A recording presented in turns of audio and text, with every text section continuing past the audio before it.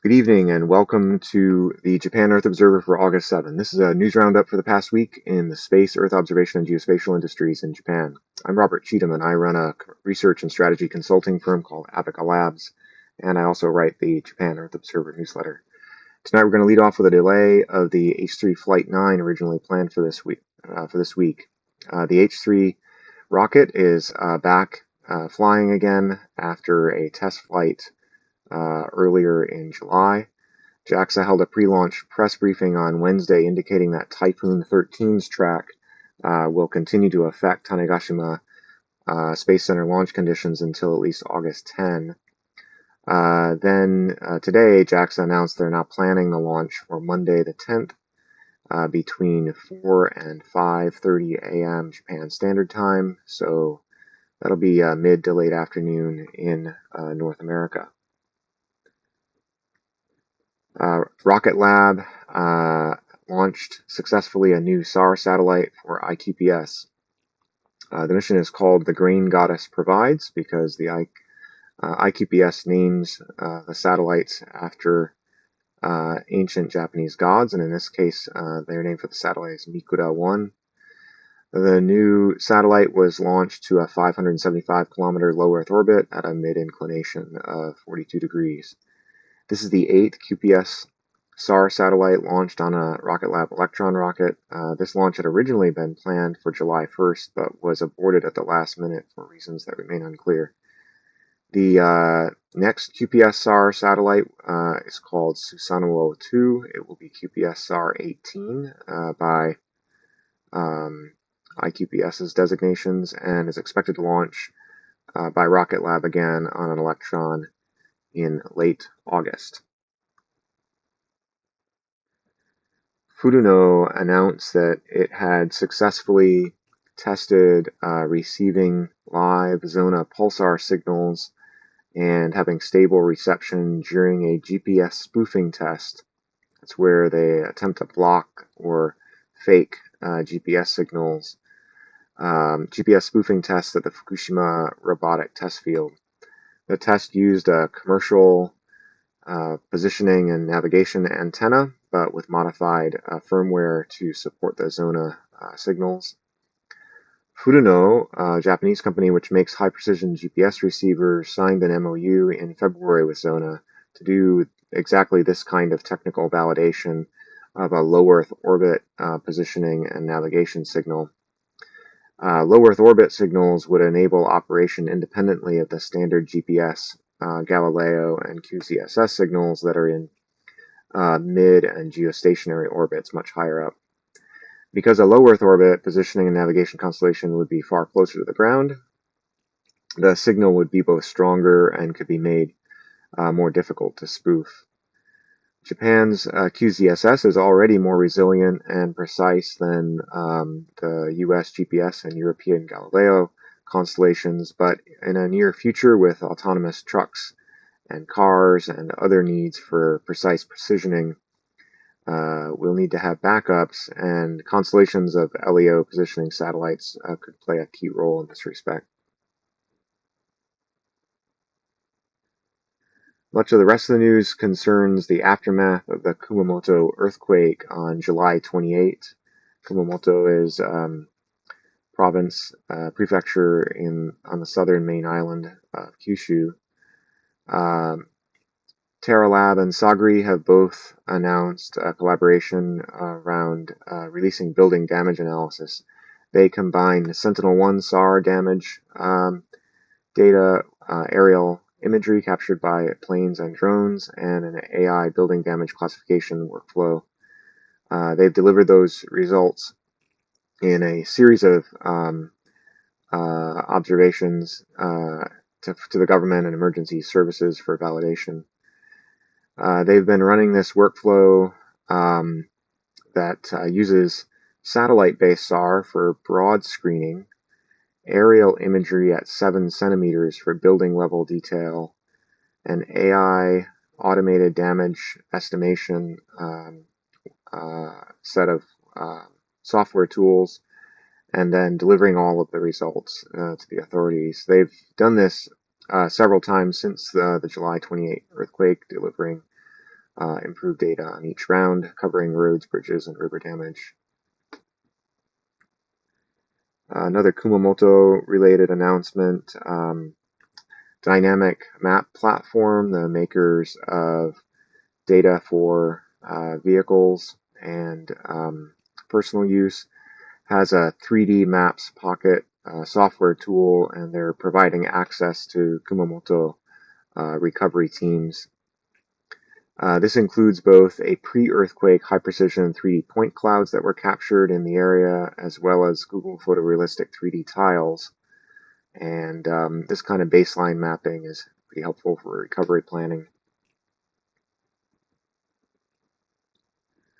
IQPS has also done a range of emergency observation captures with its SAR satellite constellation.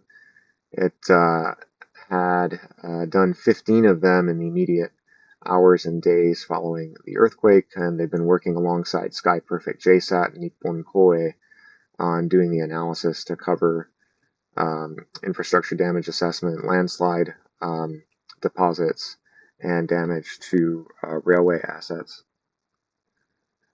Government agencies were also activated. In this case, the Geospatial Information Authority, a central geospatial data agency, has combined satellite data from both ALOS 2 and ALOS 4 and applied the SAR imagery that arises from that using a technique called interferometry to measure displacement. And they have already mapped a 35-kilometer surface displacement along the Hinagu Fault that was what released in the earthquake, and found a range of displacement, but from 1.9 to 2 meter offsets along this fault line. On a different note, the Japanese government is planning a new competitive launch services program modeled on the U.S. commercial launch initiative created by NASA about 20 years ago. Nikkei Asia reported on this, and the goal of the new program is to increase Japan's launch cadence and cultivate a domestic commercial launch sector that is growing and can serve not just Japan, but other Asia-Pacific needs.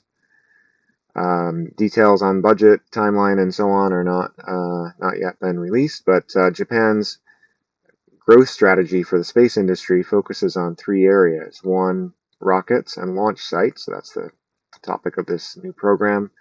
2, satellites and services, and 3, lunar exploration and low Earth orbit technology.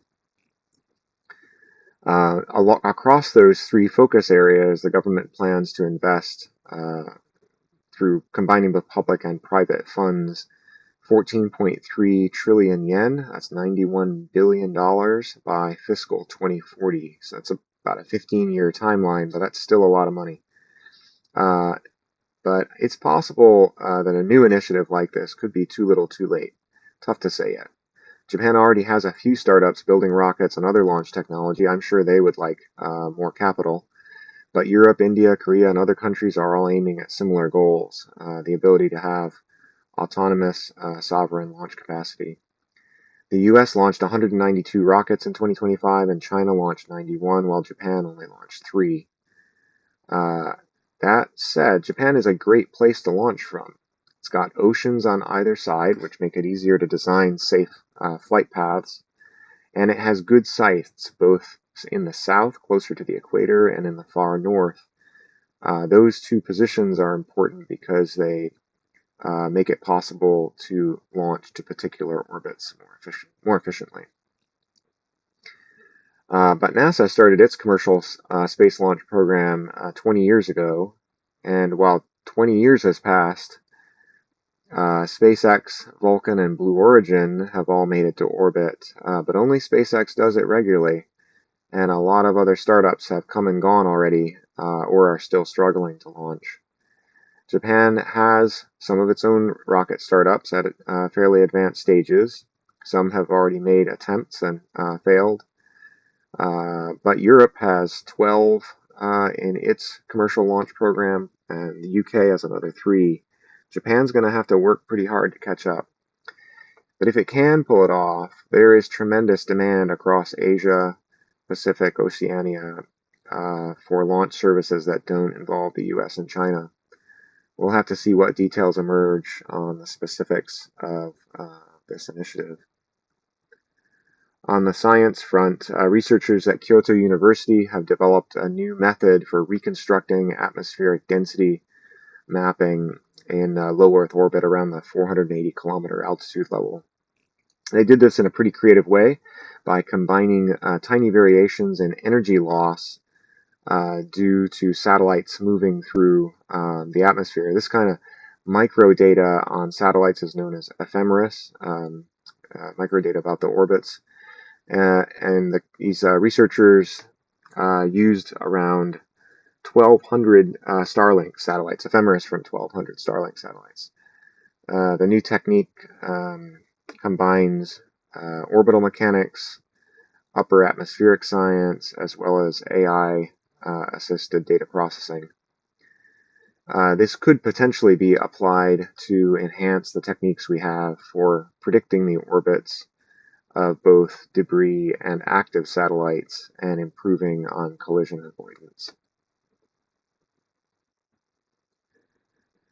JAXA and the research organization AIST have released a SAR, that's synthetic aperture radar, foundation model. It's an AI model trained on ALOS 2 satellite data. Mentioned the ALOS 2 satellite a couple times already tonight, but ALOS 2 is one of 2 SAR satellites that the Japanese government operates.